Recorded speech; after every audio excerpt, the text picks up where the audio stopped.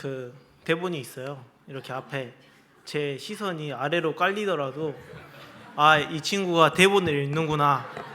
이 친구가 지금 긴장을 해서 대본을 읽고 있구나. 이렇게 생각해 주시면 좋을 것 같습니다. 물 한 잔만 마시고 할게요.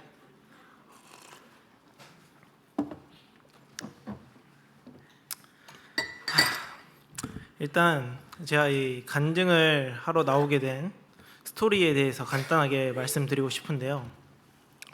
저는 사실 어려서부터 무대 공포증이 있었습니다. 이게 언제부터인지 정확하게 모르겠는데 커가면서 유독 심했던 것 같습니다. 그래서 고등학교 때는 이제 침례를 받으려면 앞에 나가서 간증을 해야 되잖아요. 전 이게 너무 무서워가지고 침례를 받지 말까? 그냥 평생 그냥 믿었다 이렇게만 생각하고 그냥 살까? 이렇게 고민까지 했던.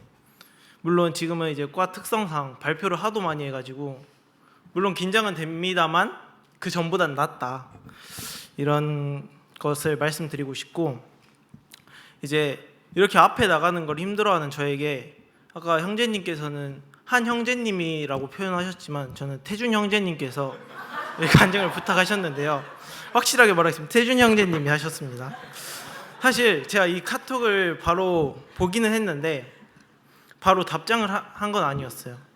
제가 찾아보니까 한 25분 정도 있다가 답장을 했더라고요. 이 25분 동안 저는 사실 치열한 고민을 했습니다. 이것을 어떻게 잘 거절을 해야 될까? 이런 생각이 가장 먼저 들었어요, 저는. 그래서 카톡을 보니까 7월 말에 이제 간증을 하면 어떻겠냐 이런 말씀이 나와서 이게 그때 되면 어차피 저는 해남에 있지 않습니까? 그래서 어차피 해남이니까 잘 둘러대면 되겠다. 약간 솔직히 이런 마음이 가장 먼저 들었어요. 근데 이제 제가 거절을 하려고 이제 카톡을 딱 켰습니다. 도저히 약간 보내지지 않는 겁니다. 이게 마음의 걸림이라고 해야 되나? 아니면 양심이라고 해야 되나? 도저히 답장을 못 보내겠는 거예요. 그래서 저는 이제 하나님께 이런 기도를 합니다.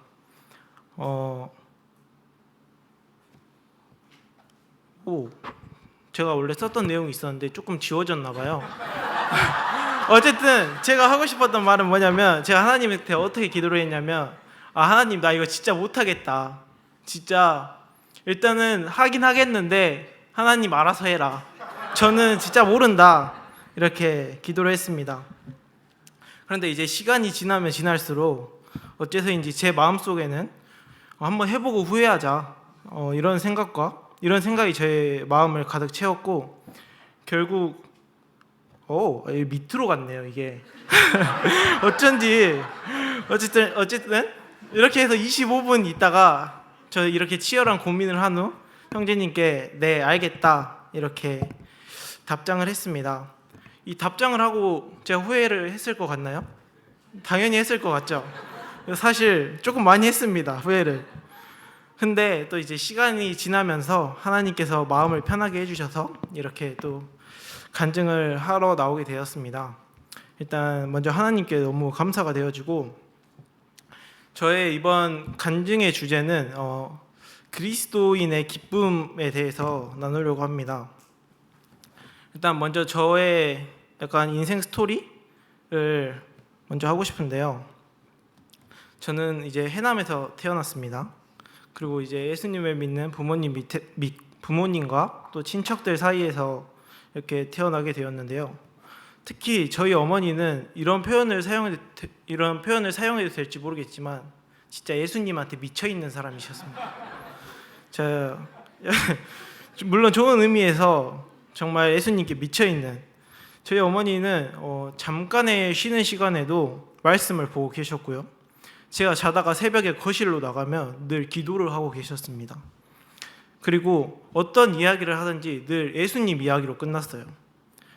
이 모태 신앙인 분들은 공감하실 수도 있는데, 이제 이런 부모님 밑에서 자라면 물론 좋은 점도 있고 안 좋은 점도 있습니다. 일단 좋은 점으로는 어려서부터 하나님과 예수님에 대해서 또 자연스럽게 듣다 보니 예수님이 어떤 분이신지, 어떤 것을 싫어하는지 이런 거에 대해서 배울 수 있었습니다. 이렇다 보니 저는 어려서부터 나쁜 짓을 잘 못하는 아이로 자랐고, 그리고 나중에는 부모님 말을 잘 듣는 그런 착한 아이로 자라게 되었던 것 같습니다. 정말로 제가 말하니까 좀 이상하네요. 뭐 그렇다고 학교에서 모범생이었다 뭐 그렇진 않고요. 그냥 크게 사고치지 않는 아이로 자랐다 이렇게 말할 수 있을 것 같습니다. 물론 이건 저의 입장이고요. 부모님의 입장에서는 말을 안 들었다 이렇게 생각할 수도 있기 때문에 딱 착한 아이였다 이건 아니었을 수도 있다는 점 알려드립니다. 뭐 제가 착한 아이로 살았다고 했는데 뭐 성도님들이 생각하는 것처럼 막 그렇게 엄청 착하게 살진 않았어요. 막 어릴 때 싸움도 많이 했고요. 부모님 몰래 또 PC방도 갔고요.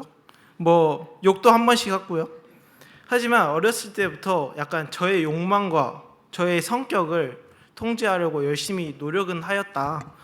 이 정도로 알고 계시면 좋을 것 같습니다. 근데 또 이제 이런 부모님 밑에서 자라면 안 좋은 점이 있습니다.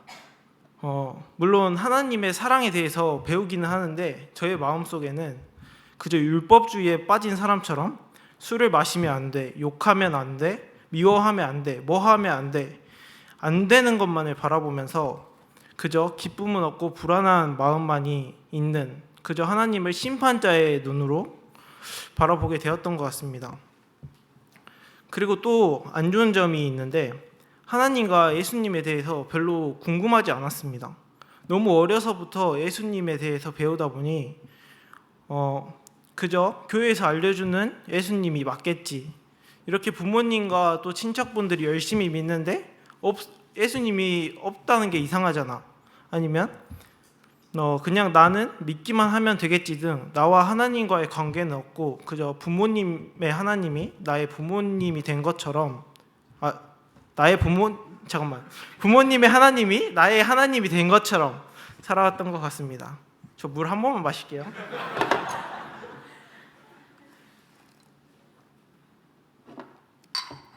자, 이렇게 말을 많이 해본 적이 없어가지고 말을 많이 하니까 입이 좀 마르네요. 자, 이제 그러던 중 군대에 갈 나이가 되었습니다. 이번에 또 진성 형제가 군대에 갔죠. 참 화이팅 하라는 말을 전해주고 싶었는데 여기서 하겠습니다. 화이팅! 자, 진성 형제가 봤으면 좋겠고요. 자, 제가 이제 군대에 가게 되었는데 이때부터는 정말 부모님도 없고 이제 성도님들도 없는 오로지 저와 하나님만의 관계를 바라볼 수밖에 없는 그런 상황에 놓이게 되었습니다. 이 하나님과의 관계에 소홀했던 저는 군대에서 점점 신앙을 잃어가게 되었던 것 같습니다. 점점 말씀과 기도는 사라지고 하나님과의 관계는 더욱 멀어지기 시작했습니다. 결국 그러다 점점 하나님의 존재도 의심하게 되는 그런 상태에 도달하게 되었던 것 같습니다. 사실 이렇게 되기까지는 좀 몇 가지 일들이 있긴 하는데 이거는 바로 넘어가도록 하겠습니다.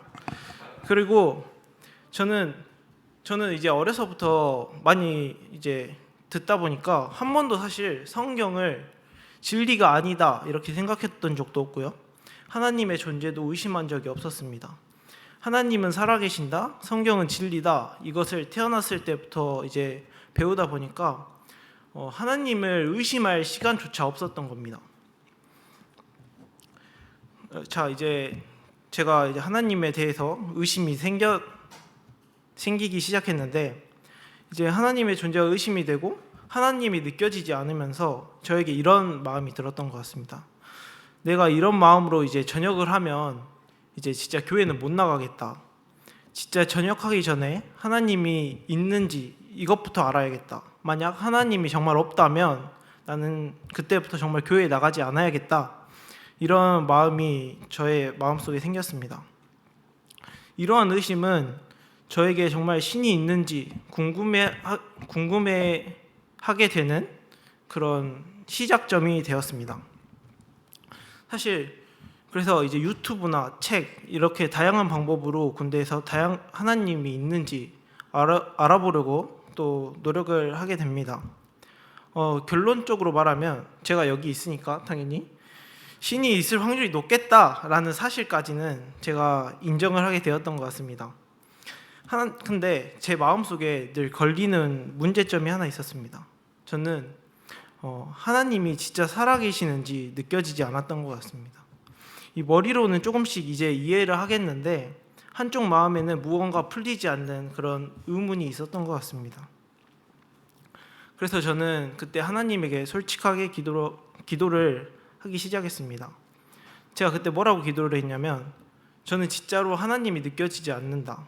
하나님 진짜 딱 한 번만 저에게 기적을 보여주면 제가 진짜로 믿을 수 있을 것 같은데 한 번만 보여주면 안 됩니까? 이렇게 기도를 했던 것 같습니다. 정말 하나님이 있다면 이 정도는 보여줄 수 있는 거 아닌가? 라는 생각으로 정말 치열하게 하나님에게 기적을 구해왔습니다. 하나님이 제가 원했던 그런 기적을 보여주셨을 것 같나요? 안 보여주셨을 것 같나요? 막 갑자기 죽어가던 사람이 살아나고 갑자기 하늘에서 하나님의 음성이 들리고 하나님이 뿅 하고 나타난다든지, 아쉽게도 제가 원했던 형태의 기적은 하나님 보여주시지는 않았습니다. 근데 하나님이 저에게 깨닫게 하신 말씀이 하나 있습니다. 마태복음 12장 38절부터 40절인데요. 같이 읽었으면 좋겠는데 혹시 마태복음 12장 38절에서 40절입니다.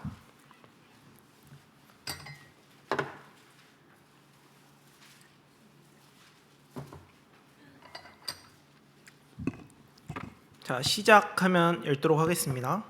시작. 그때 서기관과 바리새인 중 몇 사람이 말하되 선생님이여 우리에게 표적을 보여주시기를 원하나이다.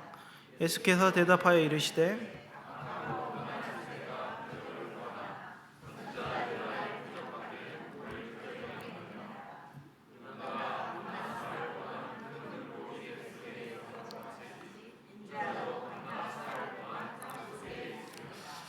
이 말씀에서는 바리새인들도 저와 같은 생각을 했던 것 같습니다. 예수님에게 표적을 보여달라고, 그러면 믿겠다고 말을 하고 있습니다. 하지만 예수님은 눈앞에서 바로 표적을 보여주는 것이 아닌 보여줄 수 있는 표적은 요나의 표적밖에 없다고 말씀하십니다. 그리고 요나가 사흘 동안 큰 물고기 뱃속에 있었던 것처럼 인자도 사흘 동안 땅속에 있을 것이다 라고 말씀하십니다. 이것은 그리스도의 죽음과 부활을 가리키는 것입니다. 제가 이 말씀을 보는데 하나님이 저에게 약간 눈앞에서 보이는 기적이 진짜가 아니라 예수님이 너를 위해서 돌아가시고 부활한 게 진짜 기적이다 라고 말씀하시는 듯한 느낌을 받았습니다. 저도 정확하게는 모르겠는데 이때 저의 마음이 그냥 사실 풀렸습니다. 원래라면 하나님 이거 말고요 다른 거 더 보여주세요, 그냥 제 눈앞에 하나님 나타나 주세요, 이렇게 말을 해야 됐을 것 같은데 이때는 정말 하나님이 나를 위해서 예수님을 보냈구나, 예수님이 나를 위해서 돌아가셨구나, 예수님이 나를 진짜 사랑하시는구나, 이것이 저의 마음속에 그냥 받아들여졌습니다. 이렇게 되니 그냥 하나님에 대한 불신이 감사와 기쁨으로 바뀌게 되는 그런 경험을 하게 됩니다. 그리스도인에게 참 기쁨은 이것일 것입니다. 예수님이 나를 사랑하신다. 저는 힘들거나 또 지칠 때 우주 사진을 볼 때가 있습니다. 이 우주를 보면 하나님의 위대하심과 나는 이제 얼마나 또 작은 존재인지 다시 한번 인식하게 되는데요. 정말 저희가 상상할 수도 없는 위대하신 하나님이 저 작은 점 속에 들어와서 여러분을 사랑하신다, 여러분을 선택했다, 이렇게 말합니다. 이 사실이 참 그리스도인의 기쁨이 되는 것이지요.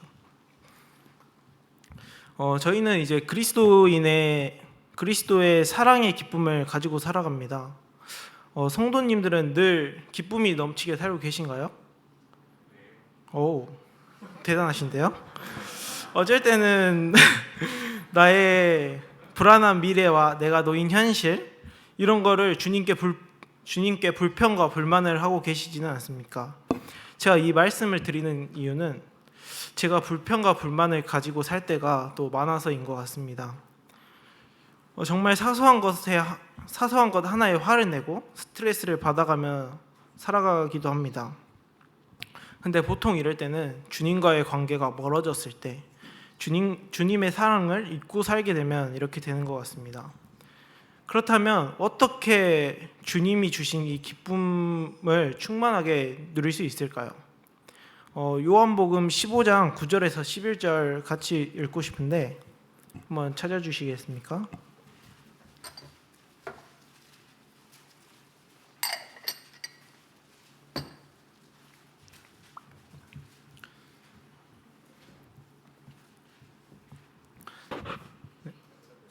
죄송합니다. 9절에서 11절입니다.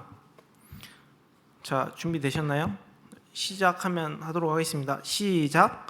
하나님께서 나를 사랑하신 것 같이 나도 너희를 사랑하였으니 나의 사랑 안에 거하라.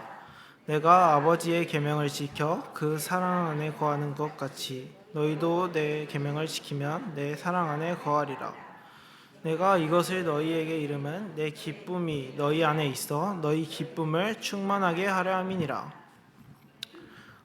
이 말씀에서는 이제 예수님의 뜻에 따르면 예수님의 기쁨을 느낄 수 있다라고 말씀하십니다.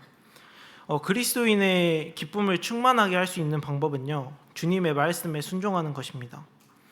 제가 요즘 러닝을 뛰고 있는데요, 저희 어머니가 살이 너무 많이 쪘다고 저에게 뭐라고 하셔가지고 요즘 러닝을 뛰고 있습니다. 근데 러닝이 가장 힘든 순간은 이 신발을 신고 이제 밖으로 나갈 때가 사실 가장 힘듭니다. 사실 러닝을 뛰다 보면 러닝을 뛸 생각을 하면 벌써부터 힘이 들고 다리도 아픈 것 같고 여러 가지 온갖 잡생각들이 들 때도 있습니다. 근데 막상 밖에 나가서 뛰어보면 또 나름 재미있어요. 그리고 다 뛰고 나면 오늘도 성공했다라는 성취감과 함께 기쁨이 찾아옵니다. 죄송합니다. 발음이 안 좋아가지고 주님의 뜻을 따르는 것도 저는 이것과 비슷하다고 생각합니다. 주님의 말씀에 순종하려고 하면 너무 힘들 것 같고 또 좁은 길로 가야 하는 것도 무섭고 이런 생각이 들어 이제 주춤을 하게 됩니다. 근데 막상 주님의 말씀에 순종을 하게 되면 진짜 기쁨이 찾아오는 것 같습니다. 정말 주님이 기뻐하시겠구나, 주님이 기뻐하시면 나도 기뻐지는 그런 경험을 하게 되는 것 같습니다. 군대에서 자꾸 하나님이 저에게 친하게 지내고 있던 선임이 있었는데 그 선임을 전도하라는 그런 마음을 자꾸 주셨어요. 근데 저는 어땠겠어요? 당연히 불편했죠. 내가 후임도 아니고 선임한테 어떻게 전도를 하냐, 하나님한테 이거 말고 좀 더 쉬운 방법 없냐 이렇게 말을 했습니다. 그냥 다른 사람들에게 친절하게 대하고 나의 태도로 하나님이 느껴지게 하면 안 되냐 이런 마음이 자연스럽게 들었습니다. 그런데 하나님께서 저를 진짜 구석지로 모시더라고요. 이 선임과 자꾸 단둘이 이야기할 수 있는 시간을 만들어 주셨습니다. 결국 저는 어떻게 했습니까? 하나님에 대한 이야기를 꺼내게 되었습니다. 저는 이때 하나님이 어떤 분이신지 알려주고 왜 하나님을 믿어야 하는지 이거에 대해 설명해 주기 시작했습니다. 물론 아주 잠깐의 대화였지만 하나님을 전하였다는 사실과 하나님이 정말 기뻐하시겠구나 라는 마음이 들며 저에게 참된 기쁨이 찾아왔었던 것 같습니다. 그리고 그 선임은 이제 전역하기 전에 저에게 사회 나가면 이제 교회 한번 꼭 나가 보겠다 이렇게 말까지 해주었습니다. 이렇게 주님의 말씀에 순종하고 또 그것이 기쁨으로 찾아오게 되는 이 경험이 쌓이고 쌓이다 보면 나의 기쁨이 하나님의 기쁨이 되고 하나님의 기쁨이 나의 기쁨이 되는 정말 하나님과 하나가 되어지는 참된 자유와 기쁨을 누릴 수 있다고 생각합니다. 제가 전에는 정말 율법적으로 내가 따라야 하니까 하나님의 말씀에 순종하지 않으면 혼날 것 같으니까 하는 것이 아닌 정말 하나님이 기뻐하셨으면 하나님이 기뻐하시면 내가 기뻐해지는 그런 경험을 하게 되는 것입니다. 제가 이제 이 간증을 준비하기까지 정말 힘들었다고 했죠. 처음에 시작하기가 정말 무서웠습니다. 사실 근데 제가 이 간증을 준비하게 되면서 들었던 생각은 하나님이 이 시간을 통해서 정말 기뻐하셨으면 좋겠다. 그리고 이 기쁨이 나의 기쁨이 되었으면 좋겠다. 이런 마음이 자꾸 저에게 찾아왔습니다. 이제 정말 마지막으로 제가 이번에 해남 학동교회에 가니까 올해의 목표를 봤습니다. 올해의 목표가 빌립보서 4장 4절 말씀이더라고요. 안 찾으셔도 됩니다. 제가 읽어드리겠습니다. 주 안에서 항상 기뻐하라. 내가 말하노니 기뻐하라. 그리고 저희 집에 가면 이제 가훈이 적혀 있어요. 거실에 가훈이 적혀 있는데 이 가훈이 뭐냐면 항상 기뻐하라. 쉬지 말고 기도하라. 범사에 감사하라. 이런 말씀이 적혀 있습니다. 여기에 적혀 있는 말씀처럼 정말 저는 모든 성도님들과 제가 주 안에서 항상 기뻐하는 그런 삶을 살기를 소망합니다. 이상으로 저의 간증 마치도록 하겠습니다.